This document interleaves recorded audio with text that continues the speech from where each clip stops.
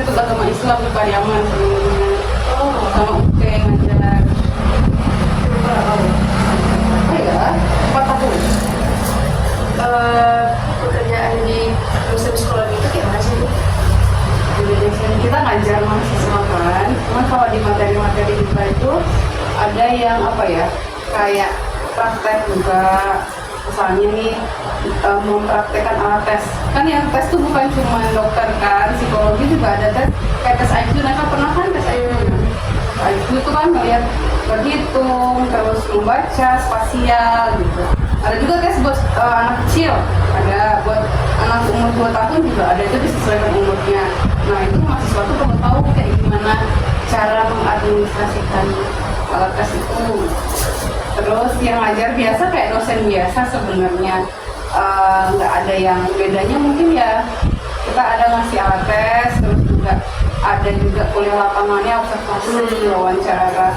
Observasi itu gini, misalnya ibu ngelihat Najwa nih, Najwa duduk nih, terus selama 1 jam gimana gerakan Najwa, apakah Najwa itu fokus ke ibu aja atau taunya tiba-tiba lihat keluar atau lihat HP. Nah, itu kan ada interpretasinya kalau di psikologi. Terus apa lagi ya, ngajar kalau materinya rata-rata itu bahasa Inggris karena kita sumbernya baru. Psikologi ini kan ilmu baru ya sebenarnya, lebih khususnya dibanding kedokteran, kesehatan itu kan udah dari lama. Kalau psikologi ini jadi ilmunya masih pada hidup istilahnya gitu, masih bisa kita lihat tuh orang-orangnya, kadang masih bisa kita hubungi gitu. Nah, karena ilmu baru jadi dan dari Eropa, jadi banyaknya sumbernya bahasa Inggris. Mungkin kendala buat mahasiswa di situ. Oh, bukunya bahasa Inggris semua ya, dari mana nih sumbernya? Soalnya kalau kita cari bahasa Indonesia, beda lagi artinya sama bahasa Inggris. Gitu. Kenapa ibu bisa memilih jadi dosen psikologi? Kan psikologi itu bisa jadi HRD nih, kalau kita dengar juga HRD, psikolog, atau mungkin konselor. Oh, iya. Jadi sebetulnya jalannya panjang dulu kan, kita mau S2 itu. Jadi begitu ibu lulus S1, itu ngajar dulu. Sebelumnya ketika kuliah, ibu tuh suka ikut kegiatan relawan. Kayak rumah healing buat anak-anak korban banjir bandang, rumah healing untuk anak-anak korban pelecehan seksual, gitu. Jadi dulu tuh ibu join di lembaga perlindungan anak namanya. Sekarang tuh kebetulan udah nggak ada kalau nggak salah. Nah, di LPA itu jadi relawan, jadi kayak ada nih anaknya korban pelecehan misalnya, gimana traumanya gitu kan. Nah, gimana pemulihan dia, ajak dia main, ajak dia biar nggak ingat lagi sama kejadian-kejadian. Sama juga kalau komunitasnya kayak ke banjir bandang dulu yang di Gunung Panggilun ini, nah, bikin kelas bermain buat anak-anak, terapi-terapi sederhana lah istilahnya, itu sebelum lulus. Kemudian udah lulus, ibu jadi guru pendamping khusus untuk S1 nih. Jadi guru pendamping khusus itu apa ya? Guru khusus untuk anak berkebutuhan khusus. Waktu itu ibu megang 2 orang anak autis. Anak autis 2 orang, terus dibagi 2 shift gitu, jadi 2 kelas.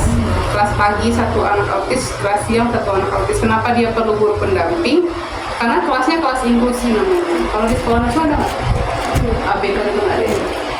Nah, kalau biasanya kayak kelas sekolah yang biasa, terus ada anak berkebutuhan khususnya, dia butuh guru biar dia bisa lebih ngerti pelajaran, biar dia bisa lebih, kalau dia marah dia tahu caranya. Nggak mungkin kan guru kelas megang anak ini lagi gitu. Terus ibu jadi guru pendamping khusus, habis itu jadi asisten psikolog.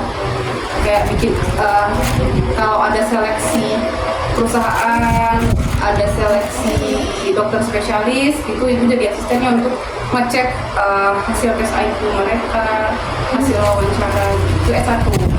Terus udah mulai S2 ibu jadi asisten dosen pas di kampus penelitian, jadi bikin bahan kuliah gitu kan. Untuk kebetulan itu di UGM itu kerjasama dengan kampus di Papua, jadi kita istilahnya kita yang ngajar mereka karena dosennya sibuk kan, jadi kita bikin materinya gitu.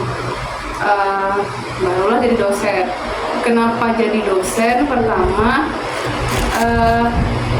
karena apa ya, kayaknya tuh merasa lebih senang sharing dengan banyak orang dibanding dengan satu orang aja.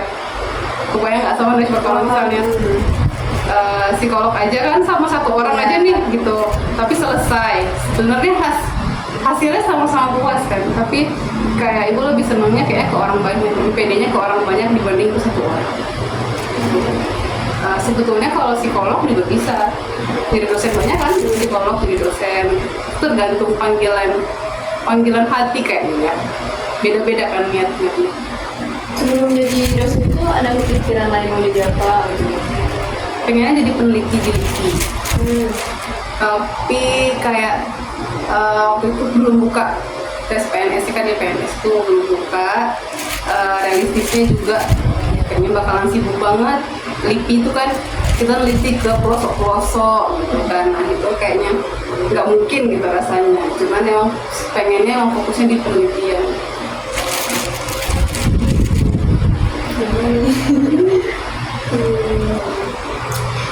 Kalau skill-skill yang dibutuhkan dalam pekerjaan ibu itu apa aja ya? Kalau skill pertama komunikasinya. Dalam komunikasinya kita perlu juga bisa mempersuasikan. Gimana mahasiswa tuh bisa tahu, bisa fokus sama kita. Karena kan kadang atau di sekolah lah, kalau gurunya bosan, siswanya ngapain? Tidur atau lihat HP curi-curi gitu. Karena gimana caranya kita bisa bikin mahasiswa itu fokus ke kita. Katakan kita ngajarnya 1,5 jam apa 2 jam. 2 jam itu gimana caranya mahasiswa itu bisa fokus sama kita gitu. Apalagi sekarang kuliahnya kadang online gitu kan. Nah, gimana kita bisa ngajak mereka untuk terfokus sama kita. Nah, kita bikinlah materi yang menarik. Terus kalau online ada kuis-kuis yang banyak kan, itu kayak kahot, kayak quizzes gitu kan, kayak game-game yang kayak gitu. Terus skill bagi waktu. Kan kita punya mahasiswa bimbingan, kita perlu ngajar juga, kita sendiri perlu penelitian dan pengabdian juga kan. Gimana tugas-tugas kita sebagai dosen itu bisa balance dengan keluarga kita juga. Kalau ibu sendiri gimana tipsnya bagi waktunya? Kalau buat ibu pribadi ya, keluarga yang pertama. Selesai dulu keluarga nih, baru kita lanjut ke yang lain kan. Jadi memang agak capek sih kalau di ibu sekarang, anak masih kecil gitu ya. Tapi caranya kalau anak tidur, ibu kerjakan semuanya lagi pas. Kayak tugas-tugas kantor, kampus kan, mahasiswa itu malam dikerjain. Jadi kadang kalau mahasiswa tuh nerima revisian tuh tengah malam, jam 2 kayak gitu.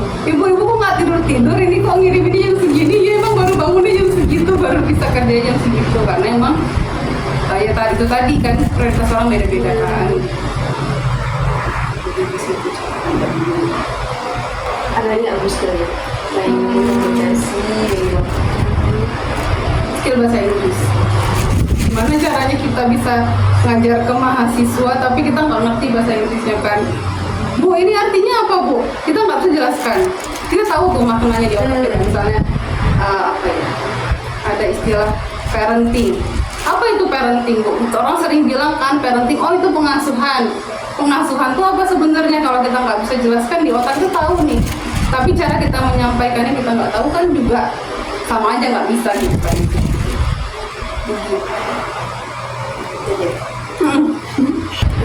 belakang pendidikan psikologi itu kayak apa sih? Kalau dulu kurikulum pasti dulu S1-nya kan sarjana psikologi, habis itu S2. S2-nya ada profesi psikolog, ada sains sebagai peneliti psikologi. Kalau sekarang beda lagi jenjangnya. S1 sarjana psikologi, nanti ada profesi langsung, jenjangnya bukan di S2. Tapi itu bukan lagi, sekarang udah enggak. Kemarin pernah baca kalau yang profesi itu bukannya di S2. Itu kurikulum 2 tahun yang lalu. Nah, itu. Jadi sekarang yang baru buka itu USU, UNPAD, UI nggak tahu nih. USU, UNPAD, UNAN mau buka juga. Gitu kayak farmasi gitu kan. Kalau farmasi kan S1 farmasi, habis itu APT kan, apoteker. Bukan jenjang S2 kan, S2-nya nanti beda lagi, S-Farm, APT gitu kan. Kalau kita juga gitu nanti, misalnya Nashwa SC, jadi sarjana psikologi yang sudah dapat. Tapi psikolognya ada jenjang lagi, psikolog umum. Iya, kalau yang S2 itu, kalau yang di S1 psikolog umum, kayak dokter umum.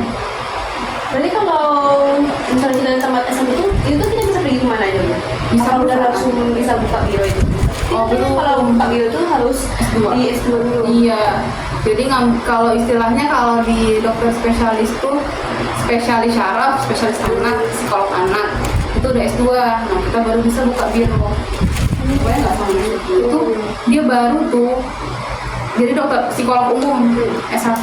Nanti S2-nya barulah anak, klinis anak, klinis dewasa, psikologi industri, psikolog pendidikan, ada lagi psikolog olahraga gitu.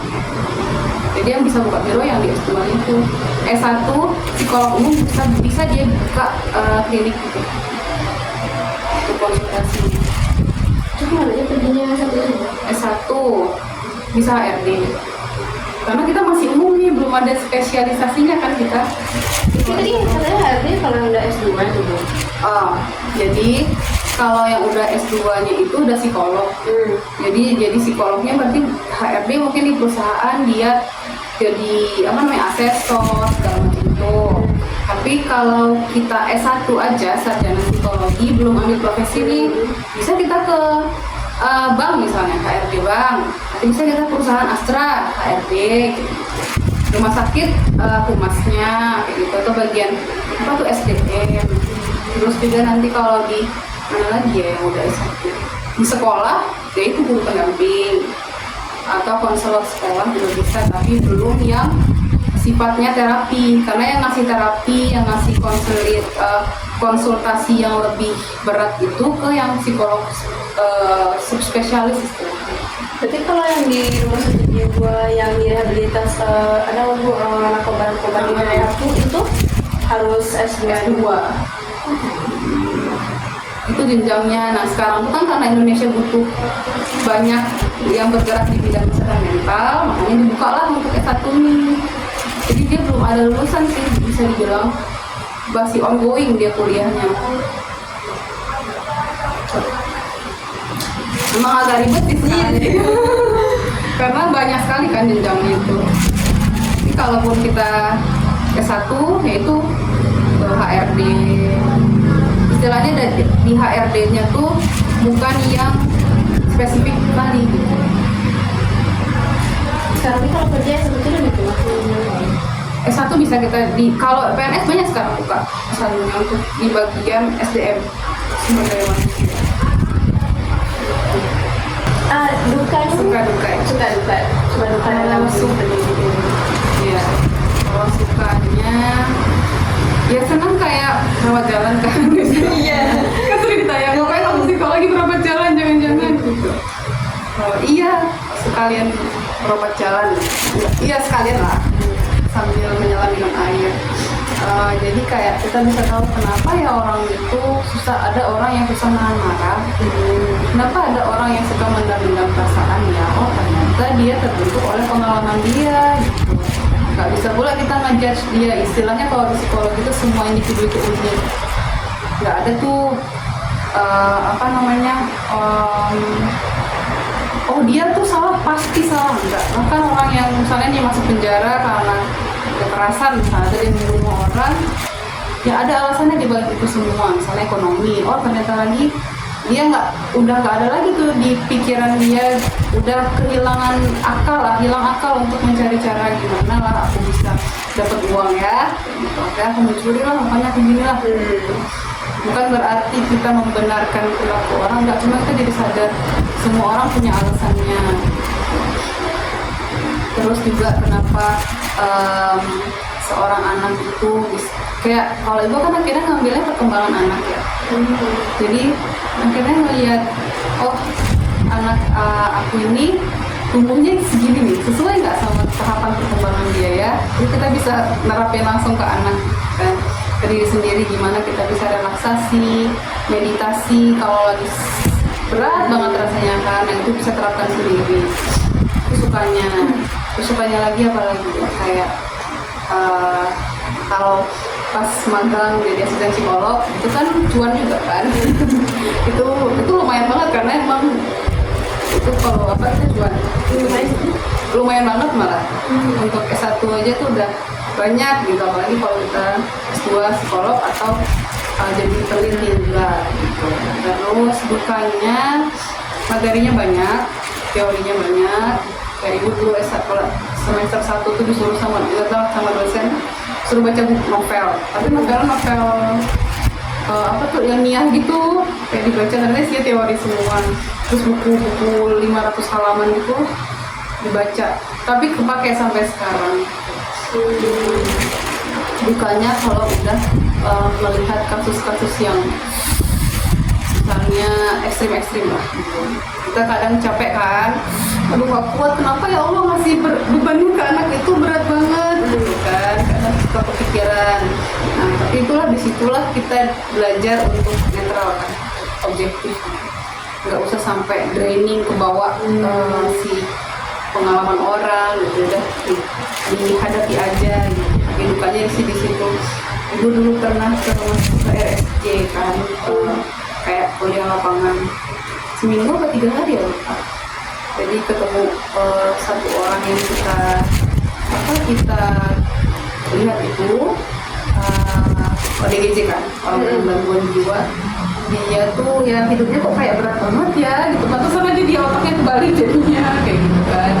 Karena suatu pikir di situ. Tapi ya ada caranya biar kita nggak terlalu draining kan.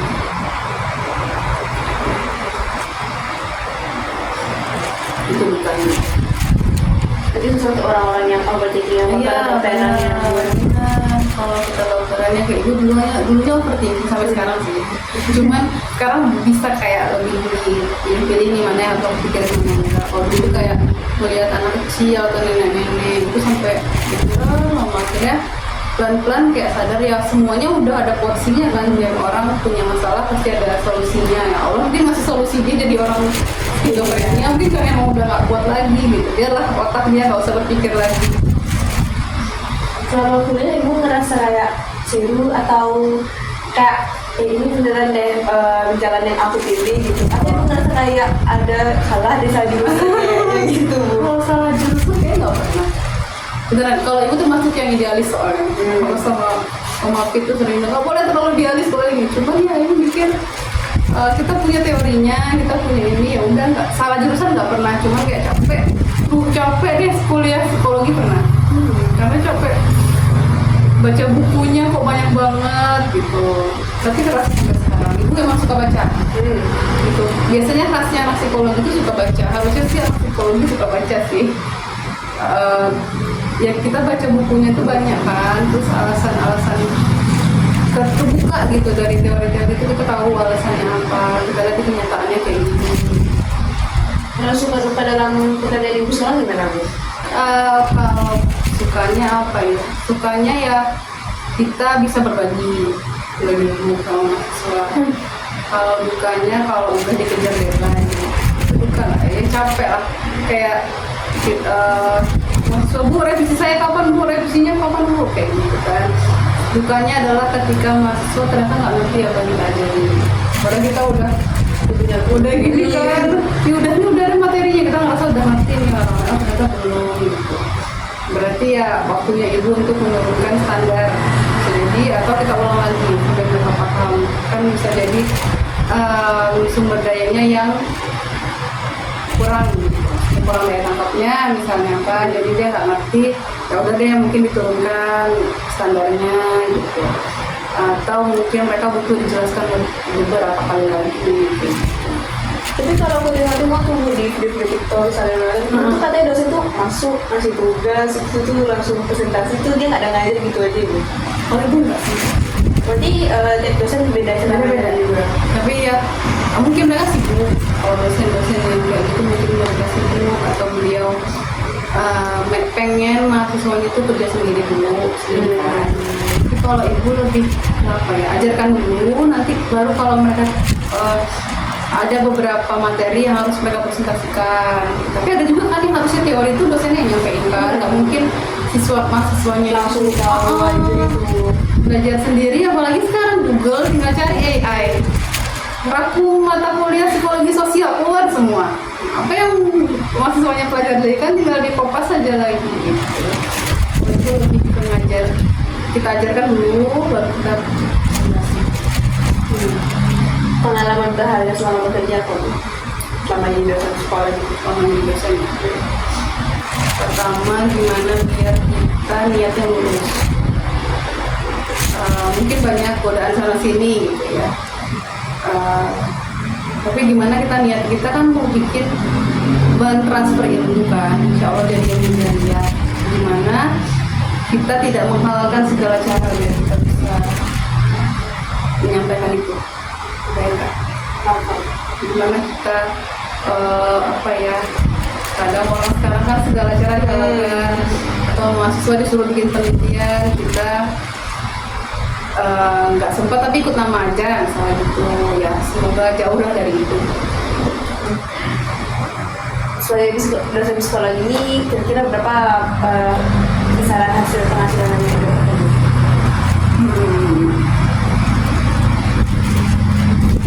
Kurang lebih berapa ya? Ini dinominalkan ya? Nggak apa-apa tuh kisaran ini.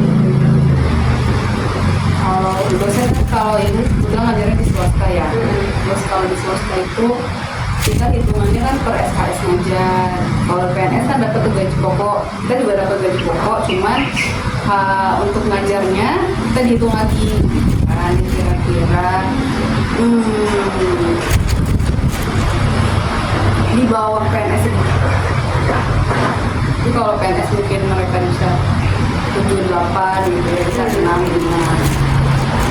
tergantung banyak sedikitnya kita ngajar. Ayo Bu, kasih Bu. Sama Neswa, semoga lulus. Jadi apa aja harus dipersiapkan untuk kuliah psikologi ini? Baca buku. Termasuk kalau mau baca buku, pasti lah mana yang mau dibaca. Atau psikologi klinis kan kesehatan juga tuh. Saya di rumah sakit. Kalau mama pengennya di masuk kesehatan juga. Kalau itu tuh dulu karena guru BK-nya asik. Jadi kayak sama guru BK ini sering banget tuh ke ruang BK, bukan karena sering bermasalah, enggak, cuma karena sering curhat. Kalau dulu tuh ibu dulu semangka kan, banyak juga anak ada tuh banyak juga kan. Banyaknya anak itu yang ke situ. Nah jadi ibu sering tuh kalau sempat ibu tuh kadang curhat, kadang ngobrol-ngobrol. Bisa ambil psikologi aja lah, kan. Kenapa kita beli buku waktu itu, beli buku tentang jurusan psikologi gitu. Ya, udah dikasih. Jadi kenapa ngambil ini gitu? Kenapa psikologi? Kalau itu sih mikirnya 5-10 tahun lagi tuh orang akan banyak sakit mental. Bukan kita mendoakan ya, tapi akan banyak orang-orang yang mentalnya itu nggak diperhatikan. Kenapa tubuh? Apa faktor-faktornya tubuh? Soalnya orang sekarang tuh sibuknya sama teknologi, sama HP, sama ngejar dunia aja sih kan. Sementara mereka yang mereka cari bukan itu sebenarnya gitu. Ini saya jelasin. Kalau angkatan Naswan nih, ke orang tua kita kan akan semakin tua kan. Tapi kalau kita nggak siap mentalnya menghadapi orang tua yang akan tua, gimana kita nanti? Kita pasti stres. Orang tua udah stres, kita tambah stres. Gimana cara kita mengontrol itu? Gimana cara kita menyampaikan marah yang baik? Marah boleh, tapi kan nggak ditahan juga kan. Kadang mungkin ada orang yang nahan marah, ya udahlah, bisa nangis gitu kan. Sementara kan nggak gitu caranya. Kalau UGM bukan nggak gaul juga, mereka pintar, gaul-gaul juga, tapi dia kayak lebih terpelajar gitu kalau buat ibu ya, pribadi sih. Jadi terus ke iklim belajarnya, UGM itu kan orang Jawa tuh mereka lebih ini ya, tenang gitu kan, nggak ngumpul gitu. Jadi ibu tuh belajar sama profesor-profesor, udah profesor tapi masih pakai sepeda ke kampus, terus jalan itu masih kayak sama mahasiswa gitu, padahal dia udah profesor gitu. Jadi itu salut aja sama yang di UGM tuh, emang justru dengan mereka gitu kita lebih hormat ya gitu kan, karena rendah hatinya itu. ibu diskusi sama dosen-dosen UGM itu kayak sama temen, mbak kamu tahu nggak? Dia nanya ke ibu gitu kan, mbak kamu tahu nggak isu yang sekarang ini? Oh iya prof, yang mana ya prof? Loh masa kamu nggak ngikutin sih, coba dibaca gitu. Jadi dia ngajakin kita buat diskusi bareng-bareng, bukan dari guru ke murid, nggak ada gitu. Jadi senangnya gitu sih kalau di UGM. Menurut ibu apa aja yang harus Najwa siapkan dan siap untuk ikut untuk ambil psikologi ini bu? Saya tahu dulu Najwa itu senangnya apa. Coba kalau ibu sih ngajarinnya bikin kabel gitu. Mau setting? Bukan. Johari Window pernah nggak? Najwa pernah. Jadi kayak mengenal ke diri kita sendiri, apa yang kita tahu tentang diri kita. Misalnya Najwa adalah anak yang rajin misalnya, terus Najwa mudi misalnya, itu yang Najwa tahu kan. Terus yang kedua, hal yang Najwa tahu dan teman-teman sering bilang juga iya ya. Misalnya Najwa memang mudi kata teman-teman, apa tabelnya. Jadi kita di situ bisa lihat karakter Najwa tuh gini, karakter yang kayak gini cocoknya kuliah di mana ya, cocokkan dulu daftarnya.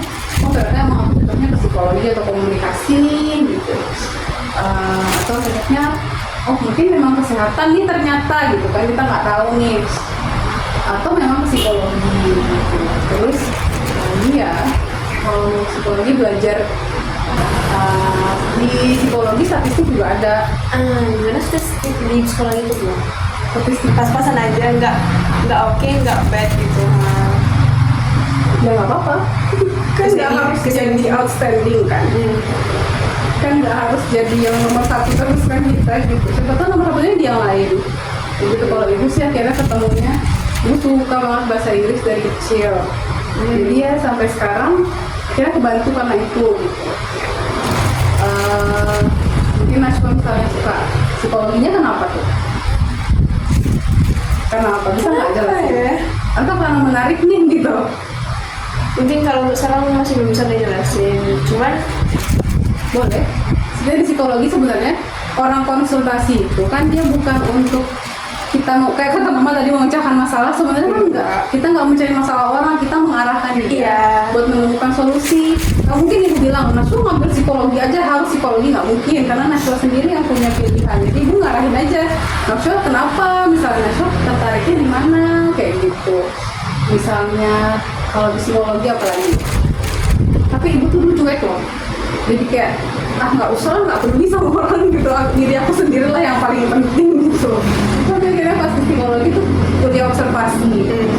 Jadi ngeliat lah kan orang ibu mengobservasi banyak waktu itu, cuman akhirnya ibu kuliah lapangannya ke SLB, peneliti anak ADHD. ADHD itu anak yang hiperaktif, gerak sama gerak sini. Nah ibu selama seminggu ngeliatin dia. Akhirnya dari situlah kayak oh iya ya, banyak juga sih yang bisa dilihat dari orang-orang gitu. Misalnya orangnya kenapa si anak hiperaktif ini gerak-gerak terus, ternyata emang di bagian syarafnya ada yang rusak, hanya dia gerak-gerak terus gimana orang tuanya di rumah, ternyata dia di rumah dikasih gula, dikasih ciki-ciki, padahal anak autis nggak boleh makan itu gitu. Jadi kan kita tahu tuh alasan dia berperilaku kayak gitu kenapa gitu. Sama juga mungkin iya, soalnya ibu putus dari pacar, awalnya nangis kan, nangis lama gitu.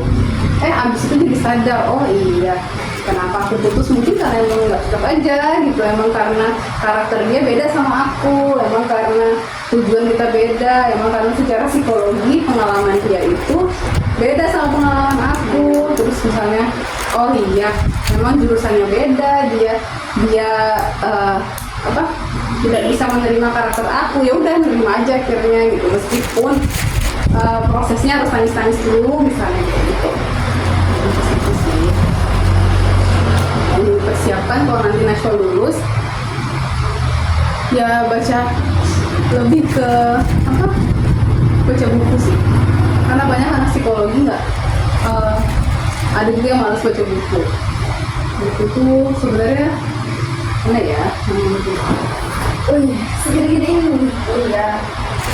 Tapi awalnya juga gitu sih. Itu di situ nanti ada perkembangan dari umur dari bayi kayak gimana kayak gitu.